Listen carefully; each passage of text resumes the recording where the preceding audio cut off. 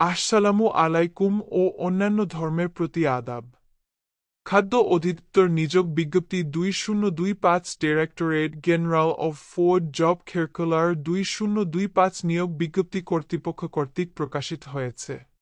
খাদ্য অধিদপ্তর কর্মচারী নিযোগ বিধিমালা 2018 অনুযায়ী খাদ্য অধিদপ্তর সভা এর অধীন রাজস্ব খাতভুক্ত নিযোগযোগ্য শূন্যপদ পূরণের লক্ষ্যে জাতীয় বেতন স্কেল 2015 এর 1(3) হতে 1(9) গ্রেডভুক্ত নিম্নবর্ণিত রাজস্ব খাতভুক্ত স্থায়ী পদে অস্থায়ীভাবে জনবল নিযোগের লক্ষ্যে পদের পার্শ্বে বর্ণিত শর্তে প্রকৃত বাংলাদেশী নাগরিকদের নিকট হতে অনলাইনে হরপি ডুফোর্ড টেলটক খনগর দরখাস্ত আহ্বান করা যাচ্ছে।